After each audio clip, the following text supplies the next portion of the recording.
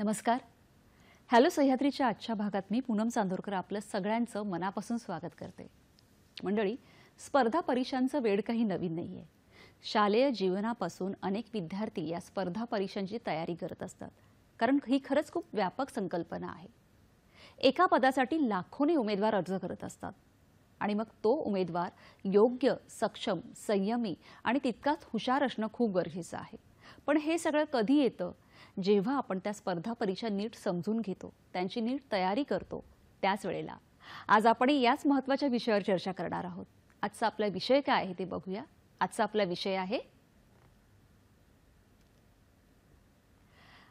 विषय आहे UPSC MPSC परीक्षांचे बदलते स्वरूप. यूपीएससी आणि एमपीएससी परीक्षांचं बदलतं स्वरूप या महत्त्वाच्या विषयावर आज आपण मार्गदर्शन करणार आहोत. आणि या महत्त्वाच्या विषयावर मार्गदर्शन करण्यासाठी, चर्चा करण्यासाठी आपण नेहमीच आपल्या इथे तज्ञ व्यक्तींना आमंत्रित करत असतो. आज आपल्याबरोबर आहेत करिअर मार्गदर्शक श्री मनोहर पाटील. नमस्कार सर. नमस्कार मॅम. हॅलो सह्याद्री कार्यक्रमात तुमचं मनापासून स्वागत. Thank you ma'am. नमस्कार. श्री मनोहर पाटील हे रिलायबल आयएएस अँड रिलायबल अकॅडमीचे फाउंडर आहेत. स्पर्धा परीक्षा क्षेत्रातील एक नामवंत शिक्षक आणि मार्गदर्शक आहेत. लाखो विद्यार्थ्यांना त्यांनी मार्गदर्शन केलेलं आहे. तसेच होतकरू विद्यार्थ्यांना शिष्यवृत्तीसाठी सुद्धा ते मार्गदर्शन करतात. त्यांचे 2,500हून अधिक विद्यार्थी महाराष्ट्रातील विविध सरकारी क्षेत्रातील मोठ्या हुद्द्यांवर आहेत. आज आपण त्यांच्याकडून या यूपीएससी एमपीएससी परीक्षा, त्यांचं बदलतं स्वरूप काय आहे, कशी तयारी केली पाहिजे आणि आपल्याला सक्षम कसं केलं पाहिजे त्या परीक्षांसाठी, या सगळ्यांविषयी जाणून घेणार आहोत. आजच्या आपल्या विषयाला सुरुवात करूया. आजचा आपला अतिशय महत्त्वाचा असा विषय आहे यूपीएससी आणि एमपीएससी परीक्षांचं बदलतं स्वरूप. आणि आपल्याबरोबर आहेत श्री मनोहर पाटील. सर, कार्यक्रमात पुन्हा एकदा स्वागत. खरंच खूप छान असा आपला विषय आहे, कारण स्पर्धा परीक्षा म्हटलं की प्रत्येकालाच आपल्या संपूर्ण शालेय जीवनात किंवा आयुष्यात एकतरी स्पर्धा परीक्षा आपण देत असतो. खूप मोठं आणि व्यापक त्याचं स्वरूप आहे. आपण असं म्हणतो की काही पदांसाठी लाखोने उमेदवार असतात, पण मग त्याच्यासाठी जे उमेदवार असतात ते त्याच म्हणजे सक्षम असणं किंवा ते योग्य असणं खूप गरजेचं आहे. कारण एवढा मोठा एक भार त्यांच्या पदाचा त्यांना पेलवायचा असतो. तर हे आता यूपीएससी एमपीएससी परीक्षेचं स्वरूप आहे. बदललेलं स्वरूप तर आपण बघणारच, पण नेमकं स्वरूप काय आहे? ओके, बघा, जर स्पर्धा परीक्षेमध्ये जर खरं पाहायला गेलं तर त्याचे 3 टप्पे असतात. ते 3 टप्प्यांमध्ये प्रत्येक टप्पा हा तेवढाच इम्पॉर्टंट असतो. पहिला टप्पा तुम्ही जसं म्हणताना म्हटलं की लाखो मुलं परीक्षा देतात. जर तुम्ही यूपीएससीचं उदाहरण घ्यायचं म्हटलं की एमपीएससीचं 10 लाख मुलं जरी फॉर्म भरत असतील पूर्व परीक्षेला, तर त्यापैकी फक्त 14,000 विद्यार्थी मुख्यसाठी पात्र होतात.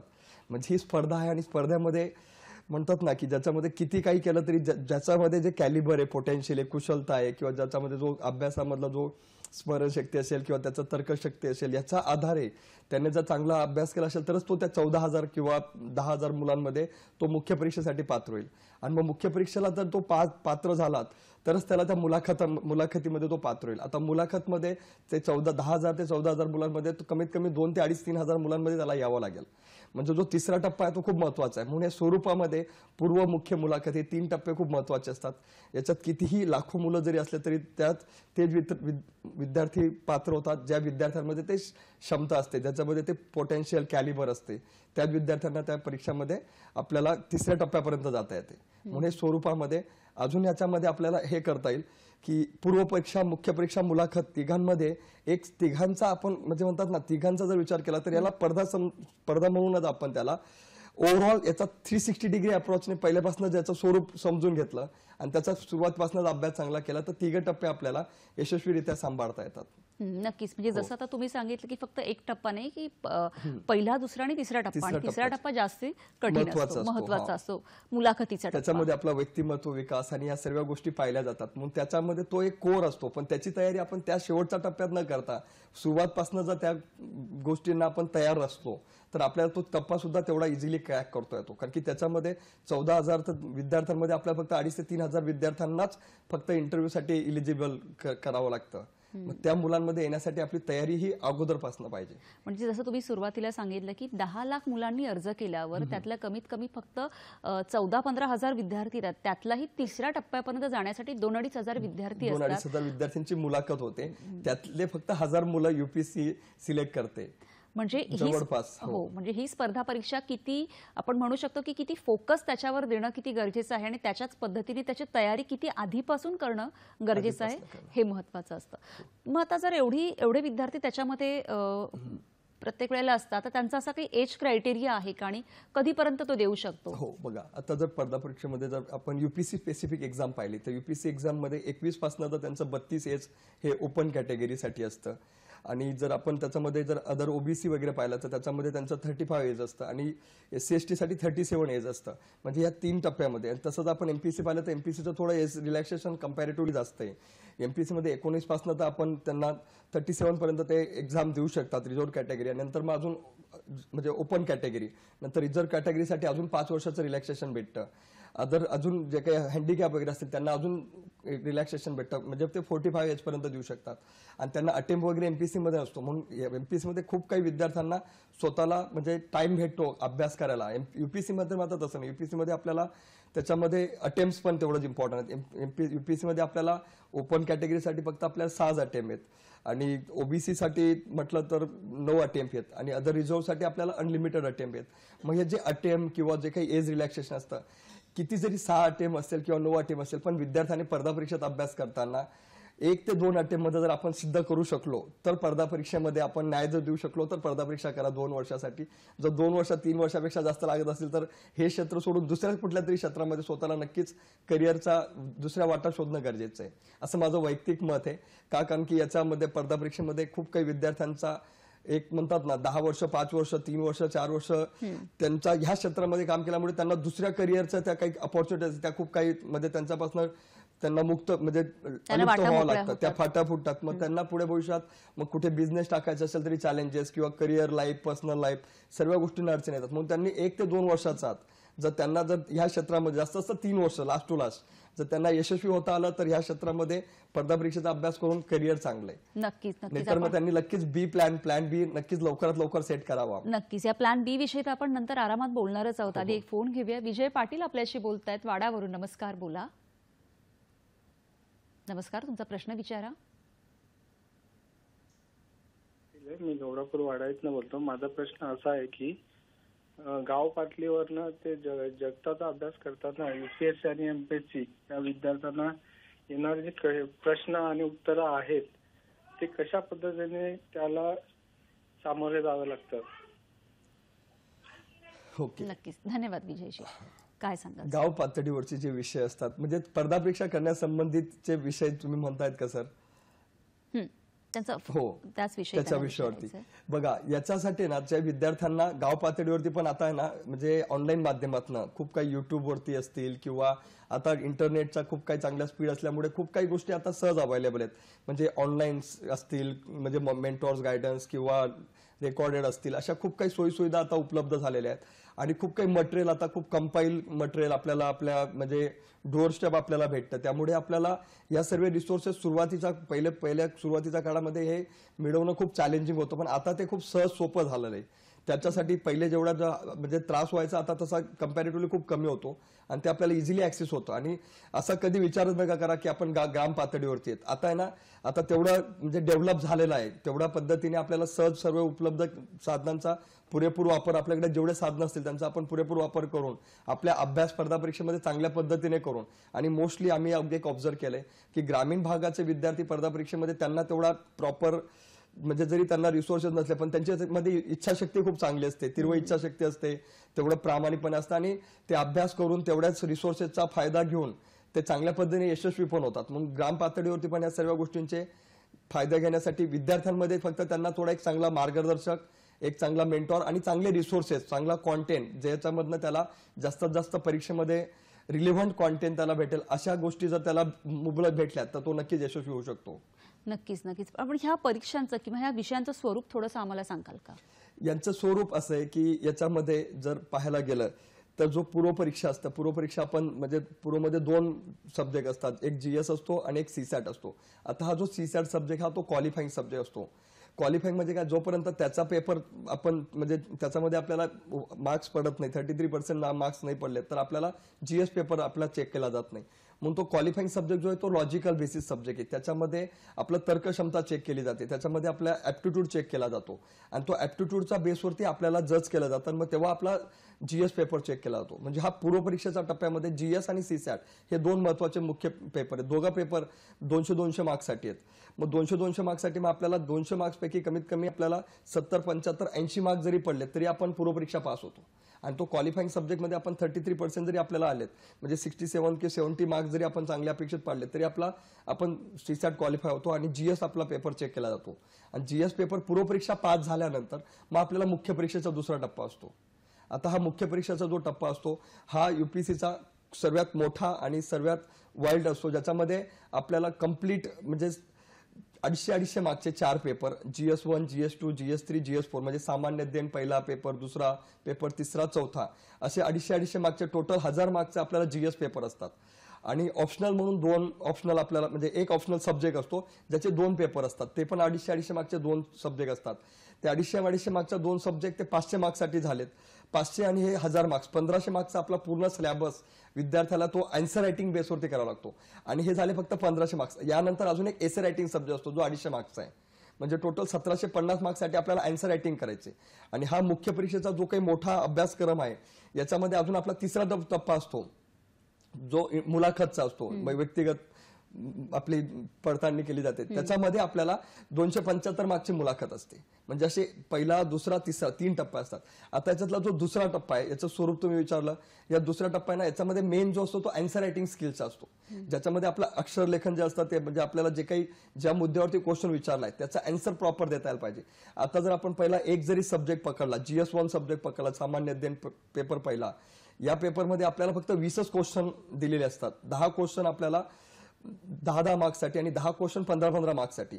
जर 10 क्वेश्चन 10 मार्क्ससाठी झाले तर 100 क्वेश्चनचे ते 10 क्वेश्चन झालेत आणि 10 क्वेश्चन 15 मार्क्ससाठी ते 150 क्वेश्चन झालेत. 150 मार्क्स झाले. 150 आणि 100 म्हणजे टोटल 250 मार्क्सचा एकच पेपर बनतो.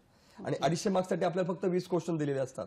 आता 20 क्वेश्चन मध्ये आपला एक क्वेश्चन बरोबर येण्यासाठी आपल्याला पहिल्यापासून आपली प्रॅक्टिस पाहिजे. आणि त्या 10 क्वेश्चन मध्ये पण अजून एक महत्वाची एक खूप महत्वाची गोष्ट आहे की प्रत्येक क्वेश्चनचा आन्सर आपल्याला 150 वर्ड मध्ये लिहावं लागतात. जर 10 क्वेश्चनचे आन्सर 150 वर्ड प्रमाणे लिहिले तर आपल्याला 1500 वर्ड फक्त 10 क्वेश्चनचा अटेम्प्ट करण्यासाठी लागतील. तसेच दुसरे जे काही आपल्याला 10 क्वेश्चन जे विचारतात 15 मार्क्ससाठी, त्यासाठी आपल्याला अजून म्हणजे 250 वर्ड लागतील. 250 प्रमाणे ते 2500 वर्ड आणि हे 1500 वर्ड म्हणजे एका पेपरसाठी आपल्याला 4000 वर्ड मध्ये आन्सर लिहावं लागतं. आता ही खरी विद्यार्थ्याची परीक्षा असते की त्याला 4000 वर्ड फक्त 3 तासात लिहायचे. मग ते वर्ड कुठले लिहायचे, ते प्रत्येक क्वेश्चनचा आन्सर देताना त्याचा इंट्रो कसा असायला पाहिजे, म्हणजे त्याची प्रस्तावना कशी असायला पाहिजे, त्याचा मेन गाभा जो क्वेश्चनचा मेन जो विषय विचारलाय त्याच्यावरती आन्सर देताना तो बॉडी पार्ट कसा असायला पाहिजे, त्याच्यामध्ये तो वे फॉरवर्ड कसा असायला पाहिजे, जो काही प्रश्न विचारलाय त्याच्यावरती सध्या स्थितीमध्ये असणारे काही जे काही म्हणजे सध्या स्थिती असणाऱ्या जे घडामोडी असतील त्याच्याशी संबंधित त्या क्वेश्चनचा आन्सर आपण कसं देऊ शकतो, ज्या समस्यांची त्याचं निरसन कसं करू शकतो, म्हणजे जे काही वे फॉरवर्ड म्हणजे त्याला सोल्युशन काय देऊ शकतो, अशा पद्धतीने आपण आन्सर दिलं. तसंच त्याच प्रश्नाचा आपण निष्कर्ष कसा देतो तो पण आपल्याला किती ओळीमध्ये द्यायचा निष्कर्ष, 3 ते 4 ओळीमध्ये. आपल्याला इंट्रोडक्शन प्रस्तावना 2 ते 3 ओळींमध्ये द्यायचा आहे. आपल्याला बॉडी पार्ट कमीत कमी 20 ओळींमध्ये द्यायचा आहे. असे आपल्याला 25 ओळींमध्ये आपल्याला 150 वर्ड लिहायचे असतात एका क्वेश्चनसाठी. ही सर्व जी त्याच्या मागची जी टेक्निक्स आहे यामध्ये जर आपण सराव केला प्रॉपर तर आपल्याला हे युपीएससी जे काही स्वरूप आहे हे लवकर समजेल आणि आपण त्याच्यात आपल्या चांगल्या मार्क्स आपण स्कोर करू शकतो. नक्कीच. मला असं वाटतं याच्यानंतरचा जो तिसरा टप्पा आहे तोही महत्वाचा आहे. त्याविषयी आपल्याला जाणून घ्यायचंच आहे. पण आता वेळ झाली एका छोट्याशा विश्रांतीची. बघत राहा हॅलो सह्याद्री.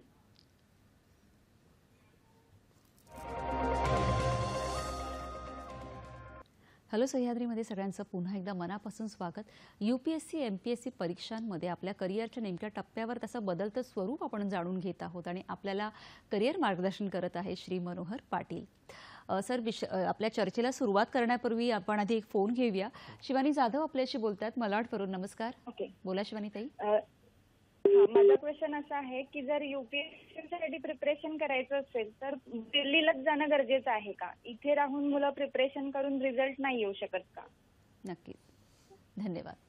खरं तर आपल्या जे आपली चर्चा आहे त्यातला एक प्रश्न आपण हाच महत्वाचा प्रश्न त्यांच्याकडूनच आलेला आहे की खरंच असं होतं की आपली महाराष्ट्रातली मुलं किंवा महाराष्ट्रातली नाही पण बाहेर दिल्लीला जाऊन त्याची तयारी करतात, तर आपल्या इथे राहून ती तयारी करणं होतं का? काय सांगाल सर? बघा, दिल्लीला जाणं हे खूप म्हणजे पहिले खूप खूप गरजेचं होतं का, कारण की महाराष्ट्रामध्ये तेवढे रिसोर्सेस अवेलेबल नव्हते, तेवढ्या पद्धतीचं चांगलं मेंटॉरिंग गायडन्स किंवा त्याच्या नोट्स मटेरियल तसंच टेस्ट सिरीज चांगल्या पद्धतीच्या ज्या म्हणतात ना सराव परीक्षा, ह्या सर्व गोष्टी तेवढ्या त्या प्रकारच्या नव्हत्या. म्हणून मग तेव्हा त्या गोष्टींसाठी दिल्ली जाणं हे म्हणजे पर्याय नव्हता दिल्ली जाणं. पण आता त्या सर्व गोष्टी आहेत ना, आता जर आपल्याला कुठेतरी म्हणजे महाराष्ट्रामध्ये पण आपले खूप काही जे मार्गदर्शक असतात दिल्ली बेसचे ते यायला सुरुवात केलेली आहे.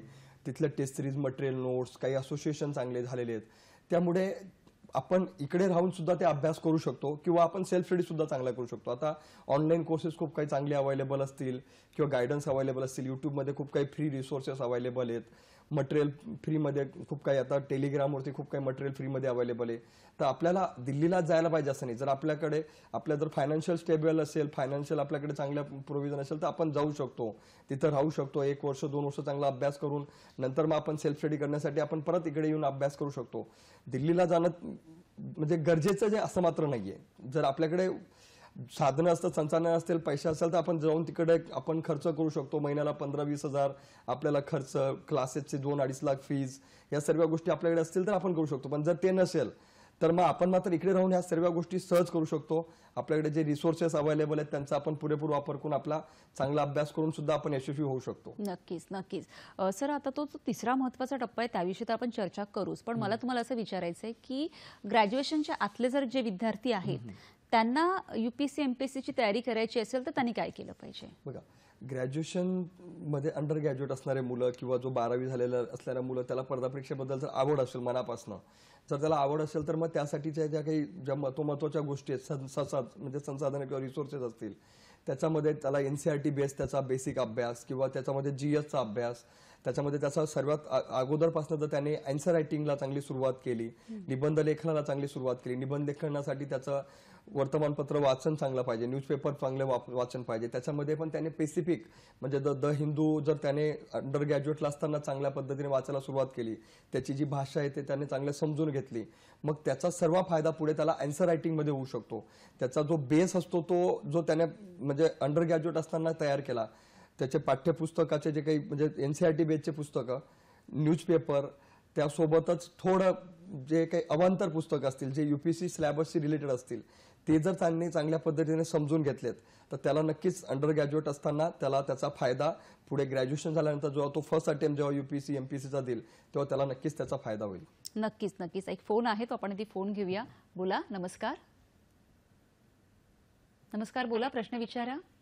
नमस्कार. नमस्कार रवींद्रजी, प्रश्न विचारा. प्रश्न असा आहे की MPSC UPSC विद्यार्थ्यांना मार्गदर्शन करण्यासाठी अनेक संस्था असतात, अनेक क्लासेस असतात. या क्लासेसमधून विश्वासू, गुणवत्तापूर्ण आणि खात्रीलायक दर्जेदार शिक्षण मिळण्याच्या दृष्टीने कोणते निकष लावावेत क्लासची निवड करताना? आणि दुसरं असं की ग्रामीण भागातील जे विद्यार्थी आहेत त्यांना इच्छाशक्ती असते, बुद्धिमत्ता असते, हुशारी असते, पण थोडंसं कधी कधी त्यांना एक फोबिया असतो किंवा न्यूनगंड असतो की या स्पर्धेत आपण टिकाव धरू शकू का ग्रामीण भागातल्या असल्याने, तर त्यांचा आत्मविश्वास कसा वाढवावा? धन्यवाद. नक्की. धन्यवाद रवींद्रजी. तुमचे दोघं प्रश्न खूप महत्वाचे. बघा, पहिला निकष कुठले लावावे, तर सर्वात महत्वाचं ना सर, मी तर सांगतो की त्याला जर म्हणजे प्रामाणिक मत आहे की जर विद्यार्थी खरं जर त्याची तीव्र इच्छाशक्ती असेल तर त्याला कुठलेही कोचिंग क्लासेस लावायची गरज नाही. प्रामाणिकपणे सांगायला गेलं तर तो बिना कोचिंग क्लास लावून सेल्फ स्टडीने चांगल्या पद्धतीने अभ्यास करू शकतो. फक्त त्याला एक मार्गदर्शक, एक mentor, personal mentorship, 1-to-1 mentorship त्याला जर चांगली भेटली, त्याच्याकडे जर चांगले रिसोर्सेस असले आणि ते रिसोर्सेस त्याने चांगले व्हेरीफाय करून घेतलेत की नाही, हे रिसोर्सेस मागील जो काही अभ्यासक्रम जो असतो, जर एखादा स्पर्धा परीक्षेचा ग्रामीण भागाचा विद्यार्थी त्याला जर अभ्यास करायचा असेल ना, त्याने पहिले UPSC MPSCचा अभ्यासक्रम आता सेम झालेला आहे. म्हणजे महाराष्ट्र लोकसेवा आयोगाने खूप चांगल्या पद्धतीने इनिशिएटिव्ह घेतला की UPSCचा सिलेबस ॲज इट इज घेतलेला आहे. त्यामुळे दोघांचा सिलेबसमध्ये पूर्व परीक्षेचा सिलेबस नेमका काय आहे, मुख्य परीक्षेचा सिलेबस नेमका काय आहे, मुलाखतचा सिलेबसमध्ये नेमका काय काय येतं, त्या सर्व सिलेबस जर चांगला समजून घेतला तर तो त्या स्लॅबसचा बेसवरती त्या स्लॅबससाठी लागणारा तो प्रिव्हियस इयर आयोगाचे जे काही पूर्व परीक्षा असतात जे झाले 2000 म्हणजे मागील 5 वर्षाचा जरी पेपर त्याने चांगले आकलन करून घेतले, समजून घेतलेत, तर ते जर त्याने चांगल्या पद्धतीने समजून घेतलेत ना, तर त्याला त्याचा पूर्ण फायदा त्याचा अभ्यासामध्ये होऊ शकतो. तो सेल्फ स्टडी करून सुद्धा त्या सर्व गोष्टींचा पूर्ण युटिलाइज करू शकतो, कुठल्या PYQचा किंवा तो जो आयोगाचा दिलेला स्लॅबसचा. आता यानंतर जे काही रिसोर्सेस मध्ये जे काही पाठ्यपुस्तक म्हणजे बुक्स जे असतात, मटेरियल जे असतात, रेफरन्स बुक्स असतात, ते रेफरन्स बुकच्या लिस्ट खूप काही युट्यूब चॅनल्सवरती किंवा खूप काही गुगलवरती पण अवेलेबल असतात.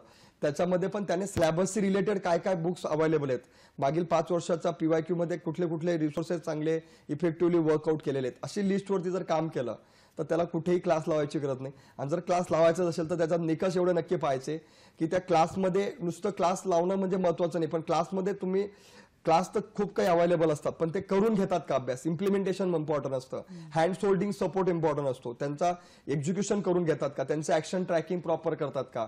ऍक्शन ट्रॅकर म्हणजे मुलगा जो काही अभ्यास करतोय तो नुसता त्याला टीचिंग शिकवलं जात आहे, क्लासमध्ये लेक्चर होत आहेत, पण ते लेक्चर झाल्यानंतर त्याला आन्सर रायटिंग लिहिता येते का लिहिता येते, आणि आन्सर रायटिंग लिहितोय पण त्याचं इव्हॅल्युएशन प्रॉपर होतोय का, त्याचा जो काही आन्सर लिहितोय त्यानंतर ते आन्सर चेक केलं जात आहे का प्रॉपर वेने, त्याला रिकमेंडेशन दिले जात आहेत का की आन्सरमध्ये इंट्रोडक्शन असं नाही असं पाहिजे, किंवा या आन्सरमध्ये इंट्रो पार्ट नंतर जो काही महत्वाचा इंट्रो पार्टमध्ये नेमका काय पाहिजे, इंट्रो पार्टमध्ये प्रॉपर रिपोर्ट घेतलेत का, इंट्रो पार्टमध्ये प्रॉपर डायग्रामॅटिक प्रेझेंटेशन केले का, इंट्रो पार्टमध्ये सर्वात महत्वाचं म्हणजे त्याला हिस्टोरिकल काही बॅकग्राऊंड दिलंय का किंवा काहीतरी ज्युडिशियल बॅकग्राऊंड काही दिलंय का, तर तो इंट्रो पार्ट इफेक्टिव्ह असतो. कारण की एखादा प्रश्नाचा 10 मार्क्ससाठी तो एकच प्रश्न विचारलाय किंवा 15 मार्क्ससाठी तो एक प्रश्न विचारलाय, त्याचं इंट्रो वाचूनच जो काही एक्झामिनर आहे तो त्याला मार्क्स देणार आहे.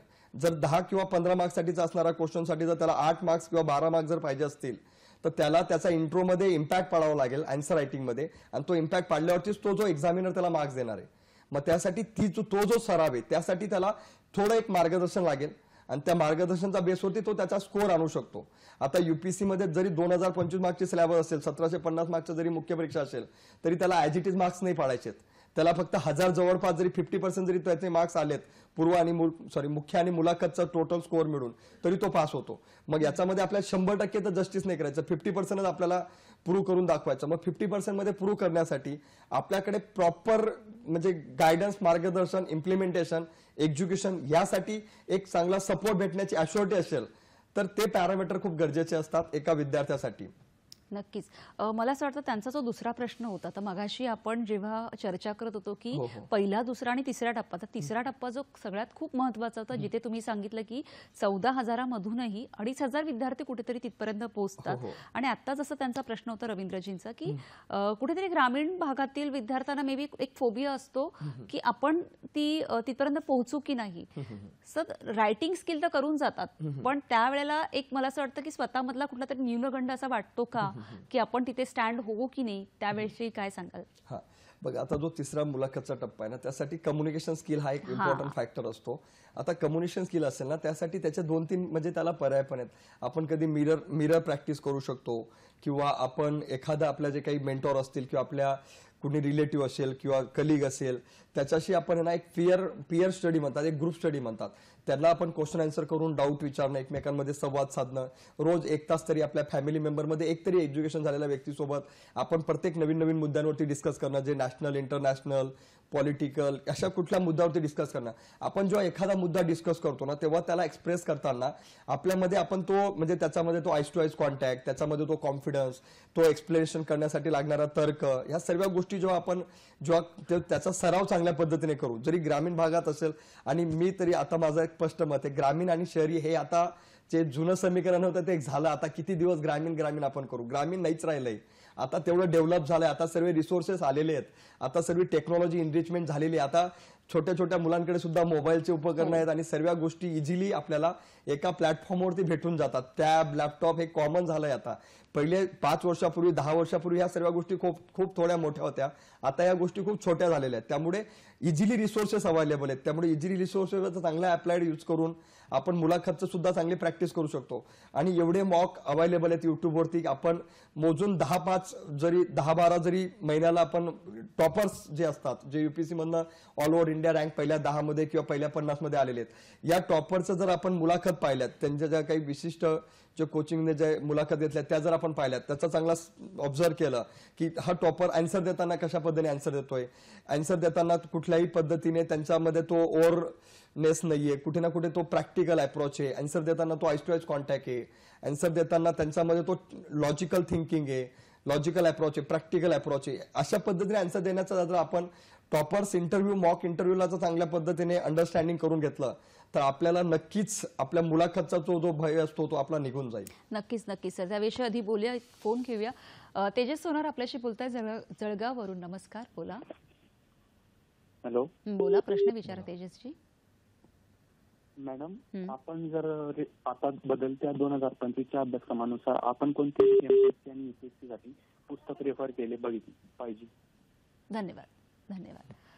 काय पुस्तकं रेफर केली पाहिजेत, थोडक्यात त्यांना काय मार्गदर्शन? पुस्तकं रेफर केली पाहिजे. आता यूपीएससी एमपीएससी साठी पॅटर्न सेम झालाय, त्यामुळे जर पुस्तक पाहायला गेलं तर आपण पॉलिटीसाठी एम लक्ष्मीकांत खूप फेमस आहे, किंवा त्याच्यामध्ये शंकरायन म्हणून एक खूप फेमस टायटल आहेत, किंवा काही नोट्स अवेलेबल असतात.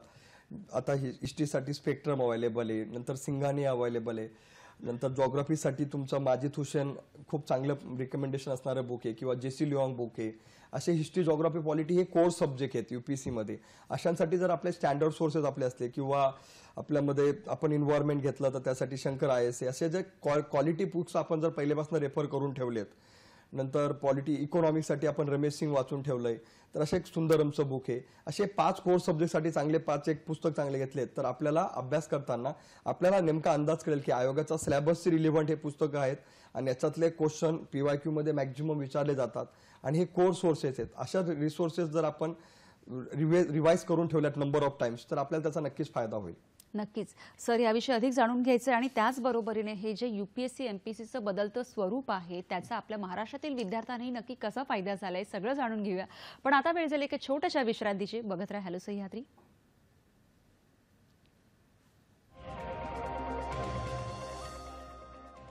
विश्रांतीनंतर सगळ्यांचं पुन्हा एकदा स्वागत. यूपीएससी एमपीएससी परीक्षांचं बदलतं स्वरूप या महत्त्वाच्या विषयावर आपण चर्चा करत आहोत. खरं तर ह्याचं बदलतं स्वरूप काय आहे सर, त्याच्यावर आपण चर्चा करूया. एक फोन घेऊया आधी. रवींद्र माळवे आपल्याशी बोलतात नाशिकवरून. नमस्कार, बोला. मॅम, मी रवी बोलतोय, रवींद्र माळवे, नाशिक. मला हा प्रश्न विचारायचा आहे मनोहर सरांना की कालानुरूप अभ्यासाच्या बदल होतो यूपीएससी आणि एमपीएससीच्या प्रिपरेशन मध्ये, त्याच प्रमाणात जागा वाढतायत, म्हणजे संधी ज्या आहेत मुलांसाठी त्या वाढतायत, कमी होत आहेत, जसं कॉर्पोरेट वर्ल्ड मध्ये अपग्रेडेशन होत असतं नेहमी, आणि त्याच प्रमाणात विद्यार्थ्यांची संख्या वाढते आहे की कमी होते, याचं फक्त प्रपोर्शन त्यांनी सांगावं मागील 5 वर्षांचं. नक्कीच नक्की. धन्यवाद सर. थोडक्यात त्यांना काय सांगाल? बघा, मी तुम्हाला एक सर, तुमचा क्वेश्चन खूप महत्वाचा आहे की प्रपोर्शन. बघा, यूपीएससीने 2021 मध्ये जर आपण पाहायला गेलं तर यूपीएससीचा व्हॅकन्सी जवळपास म्हणजे 800 काहीतरी 45 काय 800 काहीतरी यूपीएससीच्या व्हॅकन्सी होत्या. नंतर मग 2022 मध्ये त्यांच्या ज्या काही जागा होत्या 2022 आणि 23 मध्ये त्या जागांचं जेवढा जो प्रपोर्शन होतं आणि महाराष्ट्राचं सिलेक्शन होणाऱ्या मुलांचं प्रपोर्शन होतं, याच्यामध्ये ना जर जागा आता आपल्याला काय केलं, 2023ची एक्झामसाठी त्यांनी 1000 काहीतरी 48 काहीतरी जागा घेतल्या. नंतर लगेच परत 2024 साठीच्या जागा कमी, म्हणजे 24च्या जागा घेतल्यात, 25च्या जागा अजून कमी केल्यात. म्हणजे हे जे जागांचं जे असतं ना सर, ते जवळपास 1000 आणि 1100च्या दरम्यान आहे. 900 ते 1100 दरम्यान पकडलं तरी चालेल. पण महाराष्ट्र लोकसेवा आयोगाचं थोडं सिनेरो वेगळा आहे. महाराष्ट्र लोकसेवा आयोगाच्या मध्ये जागांमध्ये थोडा खूप मोठा डिफरन्स असतो. यूपीएससी मध्ये तसं नाही. यूपीएससीचा 900 ते 1000 1100 हा एक त्यांचा फ्रेम आहे, त्याच्यामध्ये ते नक्की जागा घेतात. आता हे जागा कॉर्पोरेट आणि याच्याशी आपण कम्पेअर करू नाही शकत, कारण की दरवर्षी जेवढे अधिकारी रिटायर होतात तेवढे अधिकारी भरतात आणि याचा प्रपोर्शन ते मेंटेन करतात. हे आयोगावरती डिपेंड आहेत, यूपीएससी वरती आणि एमपीएससी वरती. तरी याच्यामध्ये जर विद्यार्थी असेल त्याला ना ते प्रपोर्शनचा विचार न करता त्याने फक्त त्याच्या अभ्यासामध्ये त्याने 1-2 वर्षामध्ये जर आपण ह्या ज्या काही एवढ्या 1000 जागा आपल्यासाठी असतील त्याच्यामध्ये आपण कसं स्वतःला सिद्ध करू यासाठी जर चांगलं प्रिपरेशन केलं तर नक्कीच त्याला म्हणजे यश भेटेल असं मला वाटतं. नक्कीच. मला त्याचबरोबर असं विचारायचं की जेव्हा आपण यूपीएससी आणि एमपीएससी परीक्षांचं बदलतं स्वरूप याविषयी बोलत आहोत तर महाराष्ट्रातल्या आपल्या विद्यार्थ्यांना त्याचा काही फायदा झालाय किंवा कसा झालाय फायदा?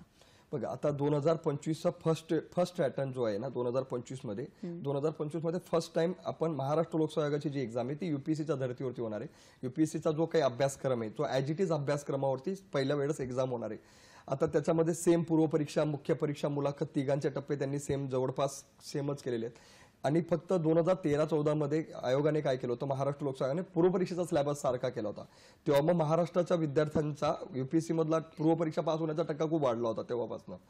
पण तो मुख्य परीक्षेचा टप्पा जर 2013लाच जर महाराष्ट्र लोकसेवा आयोगाने जर तेव्हाच इम्प्लिमेंट केला असता तर महाराष्ट्राचा सुद्धा युपीएससीचा टक्का जसं राजस्थान असेल किंवा म्हणजे युपी असेल, बिहार असेल याच्यामधले जे विद्यार्थी पास होतात त्यांचा जो अभ्यासक्रम आहे, हिंदी मीडियमचा जो अभ्यासक्रम आहे किंवा त्यांचा जो काही स्टेट सर्व्हिसेसचा अभ्यासक्रम आहे तो युपीएससीचा स्लॅबसच्या बेसवरती ॲज इट इज आहे. तसंच आता महाराष्ट्राने 2025 पासून ते इम्प्लिमेंट करणार आहे. महाराष्ट्राने सुद्धा याचा 2021-22 मध्ये सुद्धा प्रयत्न केला होता, पण काही विद्यार्थ्यांनी आंदोलन करून हा पॅटर्नला पुढे घेण्यासाठी तयारी दाखवली आणि 2-3 वर्ष पुढे पण घेतला. पण आता मात्र आयोगाने फायनल फर्मली सांगितलंय की आम्हाला हा पॅटर्न इम्प्लिमेंट करायचा आहे आणि ह्या पॅटर्नवरती ही पहिली एक्झाम होणार आहे. आता ती एक्झाम सप्टेंबरमध्ये होणार आहे. या सप्टेंबरच्या एक्झाममध्ये नक्कीच महाराष्ट्राचा विद्यार्थी जो काही युपीएससीचा अभ्यास करणार आहे की त्याला युपीएससीचा अभ्यास करताना एमपीसी पण एक्झाम देता येईल आणि एमपीसीचा अभ्यास करताना युपीएससी पण देता येईल. म्हणजे हा अभ्यासक्रमाचा फायदा महाराष्ट्राचा जास्त विद्यार्थी घेईल.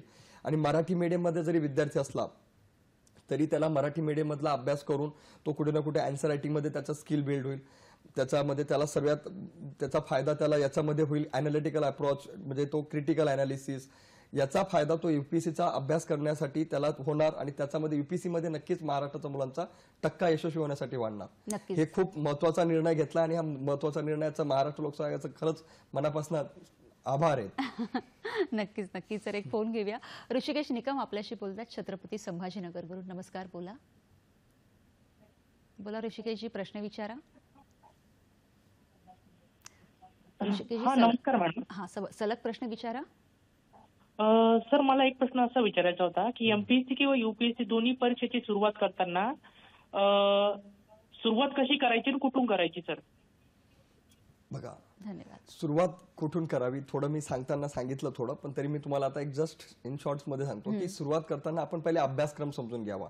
म्हणजे सिलेबस डिकोडेड हा खूप इम्पॉर्टंट पार्ट असतो एमपीएससी युपीएससीचा अभ्यास करताना. जर आपल्याला सिलेबस चांगलं आकलन झालं असेल, सिलेबसवरती आपली चांगली कमांड असेल, तर नेमकं आपल्याला मग कसं कुठलं काय वाचायचं, कुठले रिसोर्सेस आपल्यासाठी इम्पॉर्टंट असतील ते आपल्याला कळून जातं. मग त्यानंतर दुसरा जो टप्पा असतो महत्वाचा की तो आयोगाचा आकलन, म्हणजे आयोगाचा जो प्रिव्हियस पेपर असतात 4 वर्षाचा 5 वर्षाचा, त्याचं जर आपण चांगलं आकलन आणि अंडरस्टँडिंग करून घेतली, समज करून घेतली, तर आपल्याला आता अभ्यासाच्या मध्ये नेमका म्हणजे कोअर फॅक्टरवरती आपण काम करतो. नाहीतर मग काय होतं, विद्यार्थी मग जे काही डॉन्स गोष्टी असतील ज्या नाही करायच्या त्या गोष्टी जास्त करत बसतो, अवांतर पुस्तक जास्त वाचत बसतो, अवांतर रिसोर्सेस जास्त तो रेफर करत बसतो, मग त्याचा वेळ वाया जास्त जातो. मग 2-3 वर्ष सहज त्याचे वेस्ट जातात. मग नंतर तो मग स्पर्धा परीक्षेला किंवा युपीएससीच्या नावाने मग त्याला तो थोडं म्हणजे तो व्यक्त व्हायला सुरुवात होते. मग याचा मागे मेन कारण काय असतं की त्याने सुरुवातच चांगली केली नसते, म्हणजे त्याने अभ्यासक्रम आयोगाचा समजून घेतला नसतो. आता आम्ही सुद्धा खूप अनुभव घेतो आमच्या म्हणजे ह्या क्षेत्रामध्ये असल्यामुळे आम्हाला अनुभव काय होतो, विद्यार्थी 6-6 महिने 1-1 वर्ष अभ्यास करतो युपीएससी एमपीएससीचा, पण त्याला अभ्यासक्रमाच्या काही गोष्टी माहित नसतात. पेपर 1 मध्ये काय, पेपर 2 मध्ये काय, किंवा पेपर 1 मध्ये कुठले सब्जेक्ट सब सब्जेक्ट आहेत, त्याचा पॅटर्न काय, अप्रोच काय, त्याला ते माहितच नसतात, सब्जेक्ट पण माहित नसतात. आणि तो 6-6 महिने त्यांना स्पर्धा परीक्षेमध्ये अभ्यास करतोय किंवा 1-1 वर्ष अभ्यास करतोय. तर तसं नको व्हायला पाहिजे. म्हणून सुरुवात जर चांगली करायची असेल तर अभ्यासक्रमावरती 100% आपली कमांड पहिल्या 1-2 महिन्यामध्येच आपल्याला पाहिजे. दुसऱ्या 2-3 महिन्यामध्ये आपण परत त्याच्यावरती पीवायक्यू प्रॅक्टिस अनालिसिस चांगली पाहिजे. प्रिव्हियस इयर पेपरवरती आपली 100% कमांड व्हायला पाहिजे. मग तिसऱ्या टप्प्यामध्ये त्याच्याशी संबंधित काही एनसीईआरटी बुक्स असतील किंवा बेसिक पाठ्यपुस्तक असतील, याचा चांगला आपण जर बेसिक आढावा चांगला करून घेतला की सिलेबसशी रिलेटेड, पीवायक्यूशी रिलेटेड, मग आपण रेफरन्स बुक्स रेफर करायला पाहिजे. असे 4 टप्प्यांमध्ये मग रेफरन्स बुक्स अभ्यास करताना पण आपण प्रत्येक टॉपिक जेव्हा आपण समजून घेतो त्या टॉपिकशी रिलेटेड मग प्रीला विचारलेले क्वेश्चन, पूर्व परीक्षेला विचारलेले क्वेश्चन, मुख्य परीक्षेला विचारलेले क्वेश्चन, ह्या दोघांमध्ये आपल्याला साम्य घालता म्हणजे साम्य करता यायला पाहिजे की प्रीचे जे क्वेश्चन असतात ते फॅक्च्युअल क्वेश्चन असतात, मुख्यचे जे क्वेश्चन असतील मुख्य परीक्षेचे ते आपल्याला संदर्भ आहेत, त्याच्यासाठी आपल्याला पूर्ण तर्क लॉजिकल बेस्ड त्याच्यामध्ये स्पष्टीकरणासहित आपल्याला आन्सर द्यायचे. मग त्याच्यासाठीचा जो काही स्किल आहे त्यासाठी आपल्याला कुठलाही कन्सेप्ट जो असेल तो कन्सेप्च्युअल क्लॅरिटी असेल तरच आपण त्याचा आन्सर देऊ शकतो. जर आपली कन्सेप्च्युअल क्लॅरिटी नसेल, आपण वरवर एखादा घोषवारासारखं वाचलं असेल, ओरिएंटेशन टाईप वाचलं असेल, तर आपल्याला डिस्क्रिप्टिव्ह आन्सर नाही देता येणार, आपल्याला एखाद्या गोष्टीचा निष्कर्ष नाही मांडता येणार. आपण तो जो काही आपण जे काही एक्झामिनर आपला पेपर चेक करणार आहे त्यांना आपण आपल्या आन्सर वाचण्यासाठी अट्रॅक्ट नाही करू शकणार. अट्रॅक्ट तेव्हाच करू शकतो जेव्हा आपले मुद्दे एकदम मुद्देसूद असतील, मुद्द्यांमध्ये तो आपली क्लॅरिटी असेल, आपल्याला काय मांडायचंय ते मेन्शन केलेलं असेल, आपल्या कन्सेप्ट क्लिअर असेल, तेव्हाच आपला आन्सर एकदम इफेक्टिव्ह दिसेल. आपला कन्सेप्ट क्लिअर नसेल तर आपल्या आन्सरमध्ये तो इफेक्टिव्हनेस दिसणार नाही, आणि इफेक्टिव्हनेस दिसल्याशिवाय आपल्याला मार्क्स भेटणार नाही. म्हणून स्पर्धा परीक्षेचा अभ्यास करताना या तिघ टप्प्यांना आपल्याकडे कन्सेप्च्युअल क्लॅरिटी, अंडरस्टँडिंग, रिव्हिजन या गोष्टींचा खूप इम्पॉर्टंट कोर फॅक्टर असतो आपल्या प्रिपरेशनमध्ये. नक्कीच. त्याच्याबरोबरीने मला जोडून असा प्रश्न विचारायचा आहे की बऱ्याचदा मुलांच्या मनामध्ये ना गोंधळ असतो की ऑप्शनल सब्जेक्ट्स काय घ्यायचं आहे, तर त्यावेळेला काय केलं पाहिजे? हां, बघा, आता जसा युपीएससी मध्ये आता जसा 1000 मार्क्सचा जीएसचा स्लॅब असतो तसाच 500 मार्क्सचा ऑप्शनलचा सब्जेक्ट असतो. मग ऑप्शनल हा खूप कोर फॅक्टर असतो. ऑप्शनलला खूप वेळेस त्याला म्हणजे गेम चेंजर म्हटलं जातो. गेम चेंजर यासाठी की 500 मार्क्समध्ये जर विद्यार्थ्याने 250 ते 300 मार्क्स नाही चांगले आणलेत तर त्याचा स्कोर खाली जाऊ शकतो. जो त्याला 1000 म्हणजे जर IAS बनण्यासाठी आपल्याला माहिती आहे की त्याला कुठे ना कुठे चांगला स्कोर आणावा लागेल, रँक आणावा लागेल. रँक आणण्यासाठी त्याला ऑप्शनलचे खूप इम्पॉर्टंट पार्ट असतो. मग ऑप्शनल हा सिलेक्ट करताना असा सिलेक्ट करावा लागेल की ज्याच्यामध्ये ऑलरेडी आपल्याला काही ना काही इंटरेस्ट आहे, आवड आहे. आवड असेल तर ऑप्शनल सिलेक्ट केलेला आपल्याला फायदा होतो. दुसरा, आवड सोबत आपल्याला त्याच्यामध्ये त्या विषयाचा अभ्यास साहित्य आपल्याकडे अवेलेबल आहे का? अभ्यास साहित्य जर आपल्याकडे अवेलेबल असेल, आपल्याकडे जर साहित्यच अवेलेबल नसेल, आपल्याकडे जर त्याचं material, notes, proper books material available नसेल तर आपण अभ्यास करताना आपल्याला खूप काही चॅलेंजेस येतात. म्हणून त्याचा रिसोर्सेस अवेलेबल आहे का? नंतर त्याच्या चांगल्या प्रॉपर सराव पेपर किंवा टेस्ट सिरीज आपल्याकडे अवेलेबल आहेत का? त्या टेस्ट सिरीज आपण चला आपण 500 मार्क्सचं जेव्हा आपण प्रॅक्टिस करणार आहेत तेव्हा आपल्याला त्याच्यामध्ये सर्वात महत्त्वाचं त्याचं इव्हॅल्युएशन, म्हणजे ते काही आपला जो काही पेपर आहे, तो जो काही सराव पेपर आपण देणार तो चेक करून देणार आहे कोणी आहे का? त्याच्यामध्ये रिकमेंडेशन देणार आपल्याला कोणी आहे का? ह्या जर 4व्या गोष्टी जर आपल्याला कोणीतरी देत असेल ऑप्शनलशी रिलेटेड तर आपला ऑप्शनल तो सब्जेक्ट सिलेक्ट करणं खूप गरजेचं आहे. मोस्टली मुलं ऑप्शनल सिलेक्ट करताना आम्ही जेव्हा दिल्लीला 2-3 वर्ष जेव्हा आम्ही प्रिपरेशनचा जेव्हा कार्य काढत होतो तेव्हा आम्ही खूप वेळेस ऑब्झर्व केलंय. मुलगा पहिले 1-2 वर्ष सब्जेक्ट त्याचा कुठला तरी PSIR असतो, नंतर मग तो पब ॲड घेतो, नंतर मग तो लगे अजून परत त्याचा म्हणजे मग इंडियन सोसायटी घेतो, सब्जेक्ट चेंज करतो. मग त्याचे 1-2-3 वर्ष सहज वेस्ट जातात. म्हणून ऑप्शनल सिलेक्ट करताना पहिले आपल्याकडे कुठले रिसोर्सेस आपल्याकडे अवेलेबल आहेत, आपण त्यासाठी पूर्ण सक्षम आहेत का? कारण की तो 500 मार्क्सचा सिलेबस गेम चेंजर म्हणूनच त्याला म्हणतात. म्हणून त्याचे पूर्ण रिसोर्सेस आपल्याकडे असतील तरच आपण तो सिलेक्ट करा. नाहीतर मग सिलेक्ट केला, जर चुकीचा सिलेक्ट केला तर आपले सहज 1-2 वर्ष त्या एका सब्जेक्टमुळे वेस्ट जाऊ शकतात. म्हणून त्याची काळजी विद्यार्थ्यांनी घेणं खूप गरजेचं आहे. या सगळ्यांमध्ये सुद्धा UPSC आणि MPSC मध्ये महाराष्ट्राचा रिझल्ट इतर राज्यांपेक्षा कुठेतरी कमी लागतो, तर काय त्याची मागची नेमकी कारणं आहेत? बघा, महाराष्ट्राचा रिझल्ट म्हणजे 15%, 6%, 8%, 2021, 22, 23चा जर आपण अंदाज घेतला, आता 24चा रिझल्ट आता बाकी आहे. 24चा रिझल्ट नक्कीच चांगला येईल अशी अपेक्षा आहे.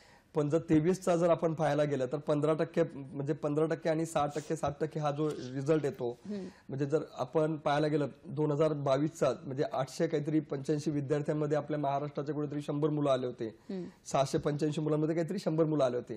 तो टक्का खूप चांगला होता. नंतर मग तो लगेच 90 वरती आला, नंतर मग तो लगेच आता अजून म्हणजे 70 वरती आला. हा टक्का खालीवरती होण्यामागे मेन कारण काय ना की आपल्या महाराष्ट्राच्या मुलांमध्ये ना की मध्येच कुठेतरी 1-2 वर्ष अभ्यास केल्यानंतर लगेच दुसरे रिसोर्सेस खूप आहेत आपल्याकडे, म्हणजे संधी खूप आहेत. त्यामुळे त्या संधींचा फायदा पण घ्यावा वाटतं. आणि पॅरेंट्स मेंटॅलिटी पण असे की लवकर कुठेतरी ह्या एक्झाम सोबत अदर एक्झाम पण द्या, छोट्या मोठ्या एक्झाम देऊन कुठेतरी सिक्युअर व्हा. त्यांच्या जागेवरती त्यांची भूमिका बरोबर आहे. पण जर आपण अदर स्टेट जर ऑब्झर्व केलं, जसं की राजस्थान म्हटलं किंवा UP बिहार म्हटलं, त्यांना त्या ह्या UPSC पोस्टचं प्रतिष्ठा माहिती आहे की याचं डिजिग्नेशनचे कॅलिबर पोटेन्शियल माहिती आहे. त्यामुळे त्याच्यासाठी ते ना अदर छोट्या एक्झाम तर ते म्हणजे साईड बाय साईड देतच राहणार, पण त्याचं मेन टार्गेट UPSC असतं. आपल्याकडे काय असतं, छोटी मोठी एक्झाम पास झाली नंतर मग ते UPSC विसरून जातात. कुठे ना कुठे म्हणजे PSI असेल, ST असेल. आता आम्ही हे पण ऑब्झर्व केलंय की UPSC अभ्यास करणारा मुलगा तो छोटी कंबाईनचे पण एक्झाम द्यायला जातो, PSI ST ची. कारण की पॅरेंट्सला कुठेतरी एक फोबिया असतो की नाही, कुठे ना कुठे लवकर सिक्युअर व्हायला पाहिजे. लवकर सिक्युअर होणं खूप गरजेचं आहे. पण आपण जर एखादं मोठं टार्गेट पाहिलं असेल तर मोठं टार्गेटसाठी 1 वर्ष 2 वर्ष प्रामाणिकपणे थोडं संयम ठेवणं पण तेवढंच गरजेचं आहे. कारण की जर त्या लेवलचा आपण अभ्यास केला असेल तर आपण अदर एक लेवलचा जर स्टाफ सिलेक्शनचा एक्झाम असेल, जे सेंट्रल गव्हर्नमेंटमधल्या खूप चांगल्या पोस्ट असतात, income tax ED, enforcement department किंवा IB, CBI अशा खूप चांगल्या पोस्ट असतात, त्या पण आपण सहज निघू शकतो. किंवा RBI ग्रेड बी ऑफिसर, RBI असिस्टंट अशा खूप पदं आपण UPSC चांगल्या लेवलचा CDEचा एक्झाम पास होऊ शकतो. मग UPSCचा अभ्यास करून अदर एक्झाम तर आपण डिफॉल्ट पास होणार आहेत. पण मग जर आपण UPSC टार्गेट पकडलं तर 1-2 वर्ष पेशन्स ठेवून 1-2 वर्ष चांगला अभ्यास करून आपण जर त्याला थोडा न्याय दिला, तोपर्यंत जर संयम ठेवला तर नक्कीच UPSC मध्ये यश मिळेल आणि महाराष्ट्राचा टक्का अजून जास्त वाढेल. नक्कीच. आणि त्याच अनुषंगाने मला पुढे विचारायचे की महाराष्ट्र शासनाने सुद्धा UPSC MPSC मध्ये आपल्या विद्यार्थ्यांना जास्तीत जास्त यश मिळावं म्हणून अशा काही अनेक योजना काढलेल्या आहेत, त्याच्याविषयी सांगा. हो, बघा, महाराष्ट्र सरकारचं खरंच मनापासून आभारी आहेत की त्यांनी मुलांसाठी जे काही म्हणजे दुर्बल घटकाच्या मुलांसाठी किंवा काही जे प्रामाणिक होतकरू मुलगा, ग्रामीण भागाचे मुलं, त्यांना खूप काही पहिले सोयीसुविधा उपलब्ध होण्यासाठी म्हणून सारथी, बार्टी, महाज्योती अशा खूप चांगल्या योजना काढलेल्या आहेत आणि या योजनांचा खूप मुलं फायदा घेत आहेत. फक्त त्याच्यामध्ये काहीतरी म्हणजे अपवाद आहेत की त्यांचा जो सिस्टीम आहे, ज्या काही या उपाययोजना आहेत ह्या फक्त प्रॉपर वेने व्हायला पाहिजे. यांच्यामध्ये पारदर्शकता पाहिजे, याच्यामध्ये क्लॅरिटी पाहिजे. यामध्ये जे काही विद्यार्थी ते सिलेक्ट करतात यांना प्रॉपर न्याय भेटायला पाहिजे. यांना जे काही मार्गदर्शन करतात, यांना जे रिसोर्सेस प्रोव्हाइड करतात, यांच्यामध्ये जे टेस्ट सीरीज होतात ह्या प्रॉपर भेटायला पाहिजे. याच्यात जे काही मुलं ते सिलेक्ट करतात त्या मुलांना तेवढ्या जर गोष्टी प्रॉपर वेने भेटल्यात तर नक्कीच याचा फायदा महाराष्ट्राचा जो काही सर्वसामान्य घरातला विद्यार्थी त्याला UPSC पास होण्यासाठी नक्की होऊ शकतो. नक्कीच. सर, आता असं मला वाटतं की प्रत्येकाच्या प्रेक्षकांच्या किंवा आपण म्हणतो ना पालकांच्या मनातले किंवा मुलांच्या मनातलेही प्रश्न असतात की असे काही की आता UPSC MPSC आपण हे जे एक्झाम देतो 16 तास अभ्यास करणं किंवा 16 तासही कमी पडतात, 24 तास अभ्यास करणं खूप गरजेचं आहे. काय सांगाल तुम्ही? असं बघा, पण 16 तास, 24 तास, 18 तास अभ्यास करणं हे UPSC MPSC बाबतीत मी तर म्हणेल हे मिथ आहे. हे प्रॅक्टिकली शक्य नसतं. फक्त काही काही विद्यार्थी त्याचा ते म्हणतात ना प्रिटेंड करतात, म्हणजे शो ऑफ करतात की आम्ही 16 तास 18 तास अभ्यास करतो. ऍक्च्युअल अभ्यास 8-10 तास 8 ते 10 तास होऊ शकतो कॉन्सन्ट्रेशनने. कॉन्सन्ट्रेशनचा अभ्यासाची तो अभ्यासाला त्या अभ्यास आपण म्हणू. आणि जो अदर अभ्यास आहे तो अभ्यासाचा देखावा आहे. ऍक्च्युअल अभ्यास जो असतो तो कॉन्सन्ट्रेशनचा जो अभ्यास असतो, जो रिकॉलिंगचा अभ्यास असतो, रिटेनचा अभ्यास असतो. आता विद्यार्थ्यांना ना जर कुठलाही नुसतं वाचून घेतात पण ते कधी मनन नाही करत. मग जर वाचून घेतलं त्याला महत्व नाहीये. जर आपण तेवढंच ऍक्टिव्ह रिकॉलिंग जर आपण केली, जर मनन चांगलं प्रॉपर केलं तर तो अभ्यास आपल्या लक्षात राहील, त्याचा आपल्याला परीक्षेमध्ये फायदा होईल. बरोबर. तर त्यासाठी तशा पद्धतीचा स्किल वापरला तर त्याचा फायदा होईल. म्हणून तो 18 तास जर आपण 4 तास अभ्यास करून प्रॉपर रिकॉलिंग करून जर आठवलं तर आपल्याला परीक्षेमध्ये 18 तास 16 तास अभ्यास करायची गरज नाही. किंवा 8 तास अभ्यास करून एकदा मनन केलं, प्रॉपर समजून घेतलं तर आपल्याला गरज येणार नाही एवढे तास अभ्यास करायची. म्हणून याच्या ज्या काही स्किल असतात ना, ह्या स्किलफुल अभ्यास केल्यात, सिस्टमॅटिक टेक्निकने अभ्यास केला तर नक्कीच एवढा जो 18 तास 16 तास अभ्यास करायची गरज नाही येणार. नक्कीच. आणि त्याच्याच बरोबर मला असं विचारायचं की खर्चिक क्लास करणं किंवा क्लास लावणं, मोठे क्लास लावणं, याच्याविषयी तुमचं काय मत आहे? क्लास लावायला नको पाहिजे, खरंच सांगतो. क्लास लावायची खरंच गरज नाही. क्लास लावायची गरज का नाहीये? कारण की आता सर्व गोष्टी फ्रीमध्ये अवेलेबल आहेत आणि फ्रीमध्ये अवेलेबल असल्यावरती त्या आपण फक्त तो विद्यार्थ्याने त्या करून घ्यायला पाहिजे. म्हणजे त्याच्यामध्ये तो प्रामाणिकपणा पाहिजे, त्याच्यामध्ये ती विल पॉवर पाहिजे की त्याने त्याच्या सर्व गोष्टी मुद्देसूदपणे त्याने स्वतःला एक ती सवय लावायला पाहिजे. त्याच्यामध्ये डिसिप्लिन, डिवोशन आणि डेडिकेशन असेल ना, त्याला कुठलाही क्लास लावायची गरज नाही. तो सेल्फ स्टडीने स्पर्धा परीक्षेमध्ये यशस्वी होऊ शकतो. हे माझं प्रामाणिक मत आहे आणि मी हे 100% नेहमी या मतामध्ये मी कधीच बदल नाही करणार. जर त्याच्यामध्ये या 3 गोष्टी असेल तर, आणि त्या 3 गोष्टी नसतील तर त्याला नक्कीच कुठल्यातरी मार्गदर्शकाची तरी गरज आहे, कुठल्या तरी चांगल्या रिसोर्सेसची गरज आहे किंवा त्याचा फॅमिली मेंबरमध्ये किंवा त्याचा फ्रेंड सर्कलमध्ये असा कोणतरी व्यक्ती पाहिजे की त्याला तो म्हणजे त्याला तो कुठे ना कुठे अकाउंटेबल असेल किंवा कुठे ना कुठे असेसमेंट करेल. असेसमेंट म्हणजे मूल्यमापन करेल की त्याचा जो काही अभ्यास चालू आहे तो कसा आहे, काय आहे, त्याच्यासाठी काय करावं काय नाही, या सर्व गोष्टी. नक्कीच. आणि त्याच्याच बरोबरीने मला महत्त्वाचा असा मुद्दा विचारायचा की जेव्हा आपण म्हणतो की जसं तुम्ही त्याची UPSC MPSC एक्झाम बद्दल सांगितलं की 8-9 तास अभ्यास करणं पण कॉन्सन्ट्रेशनने अभ्यास करणं खूप महत्त्वाचं असतं. पण ती परीक्षा तितकीच महत्त्वाची, कारण 10 लाख विद्यार्थी जेव्हा अप्रोच करतात तेव्हा कुठेतरी फायनलपर्यंत 2-2.5 हजार विद्यार्थी असतात. तर त्याच्या परीक्षेचा जो एक म्हणतो ना आपण की व्याप्ती खूप मोठी आहे. पण याच्याच बरोबर असं होतं की 3, 4, 5 वेळा अटेम्प्ट दिल्यावर मग कुठेतरी ते डिप्रेशन येतं, बऱ्याचशा अशा काही केसेस होतात किंवा मग तो मुलगा पुढे काहीच करिअर करत नाही. त्यावेळेला त्यांना काय महत्त्वाचं तुम्ही सांगाल? हो, बघा, जेव्हा विद्यार्थी 4-5-6 अटेम्प्ट देतो, त्यानंतर नक्कीच त्याच्यामध्ये फ्रस्ट्रेशन येतो. नक्कीच मग तो नंतर काय करतो, जेव्हा त्याचा ज्या पहिल्या दुसऱ्या तिसऱ्या अटेम्प्टच्या वेळेस ज्या चुका झालेल्या असतात, तो कधी, आणि माणसाचा एक म्हणजे जन्मजात स्वभाव असतो, तो कधी स्वतःचा चुका स्वतः एक्सेप्ट नाही करत, की त्याने पहिल्या सेकंड थर्ड अटेम्प्टच्या वेळेस ज्या काही चुका केल्या आहेत, ज्याने जो काही निष्काळजीपणा केलाय किंवा जो काही म्हणजे म्हणतात ना गांभीर्य घेतलं नसेल त्या विषयाचं, त्यामुळे त्याला 3-4 अटेम्प्ट द्यावं लागलेत किंवा 5-6 अटेम्प्ट द्यावं लागतात. मग त्या सर्व गोष्टींमुळे मग त्याचे परिणाम पण त्याला भोगावे लागतात. जर त्याने पहिल्या दुसऱ्या अटेम्प्टला जो तो सिरियसनेस दाखवला, पहिल्या दुसऱ्या अटेम्प्टमध्ये जर तो त्याला वाटतंय की मी पहिल्या दुसऱ्या तिसऱ्या अटेम्प्टमध्ये पास नाही होऊ शकत, त्याने हे क्षेत्र सोडायला पाहिजे. आणि हे क्षेत्र सोडून त्याने कुठेतरी दुसरं करिअर, दुसरा जॉब किंवा काहीतरी बिझनेस किंवा काहीतरी घरी सपोर्ट, काहीतरी त्याने दुसरं सिलेक्ट करायला पाहिजे. म्हणजे तेव्हाच त्याने प्लॅन बी करून टाकायला पाहिजे. नाहीतर मग त्याने 6-7 वर्ष या क्षेत्रात घातलं तर नक्कीच तो त्याचं स्वतःचं आयुष्य स्वतःच्या पायावरती कुऱ्हाड मारण्यासारखं होईल. तो त्याच्या आयुष्याचा खूप काही वाईट दिवस त्याला पाहायला भेटतील जर जास्त वेळ वाया घातला तर. म्हणून त्याने प्रॅक्टिकल राहून 1 वर्ष, 2 वर्ष, 3 वर्ष, आणि ह्या क्षेत्राचा अभ्यास केल्यानंतर मी एक गोष्ट नक्कीच ऍड ऑन सांगतो की ह्या क्षेत्राचा अभ्यास केल्यानंतर दुसऱ्या कुठल्याही क्षेत्रात जरी गेलं ना, त्या क्षेत्रात नक्कीच तो एक व्यक्तिमत्व एक वेगळं असेल. कारण की ह्या क्षेत्राचा अभ्यासक्रमाची जी ताकद आहे ती ताकदवरती एखादा जिल्ह्याचा जिल्हाधिकारी जेव्हा असतो तो पूर्ण एक डिस्ट्रिक्ट हँडल करू शकतो. एक ऍडमिनिस्ट्रेटिव्ह ऑफिसर असतो, एक लेजिस्लेटिव्ह ऑफिसर असतो, तेव्हा लेजिस्लेटिव्ह ऍडमिनिस्ट्रेटर, या गोष्टी खूप मोठ्या आहेत. हे तो हँडल करू शकतो का, या करिक्युलमच्या बेसवरती. मग ह्या करिक्युलम जर आपण 2-3 वर्षात शिकल्यानंतर जर आपल्यामध्ये ते इंटेलेक्च्युअल येत नाही की आपण लाईफमध्ये काय करायला पाहिजे, डिसिजन मेकिंग येत नाही, तर मग भविष्यात पुढे त्याच्या 3-4 वर्ष वाया घालण्यामागचा तो रिस्पॉन्सिबल असतो.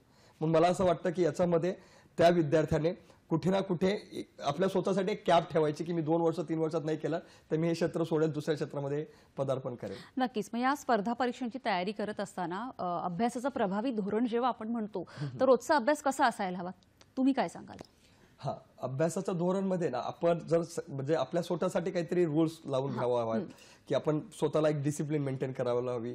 आपण ठरवलं की 3-4 दिवसामध्ये मी हे 3 सब्जेक्ट घेणार, मला हे सब्जेक्ट कव्हरच करायचे आहेत. मी प्रत्येक टॉपिक जो काही समजणार त्याच्यावरती मी PYQ प्रिव्हियस इयर क्वेश्चन, मागील वर्षाच्या प्रश्नपत्रिका मी सॉल्वच करायला पाहिजे. म्हणजे काही कोर पॅरामीटर आहेत की त्याने फॉलोच करायला पाहिजे. तर मग त्याला कुठेतरी हे प्रभावी धोरण, त्याला इफेक्टिव्हनेस त्याचा प्रिपरेशन मध्ये होईल.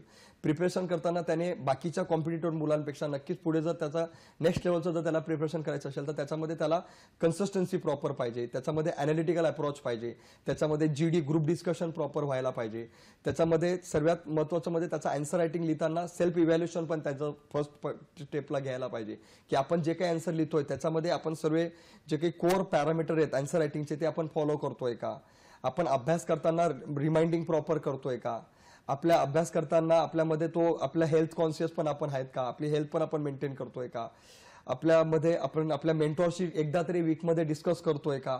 या छोट्या छोट्या गोष्टी आहेत आणि मेंटॉर असणं खूप गरजेचं आहे. या क्षेत्रामध्ये आपल्याला कुठेतरी एक आपला गाईड असणं, आपल्या सिनियर किंवा आपला ज्युनियर किंवा आपला एखादा अधिकारी किंवा आपला कलिग ज्याला ज्या या क्षेत्राबद्दल खूप चांगलं नॉलेज आहे तो जर असलं तर आपल्याला आपल्या चुका करतात आणि आपण याच्यापासून खूप चांगल्या गोष्टी फायदा घेऊ शकतो अभ्यासामध्ये. म्हणजे नक्की त्यांनी एक आपण म्हणतो की आत्मविश्वासाने आणि सलग करणं खूप गरजेचं आहे, सातत्याने करणं खूप गरजेचं आहे.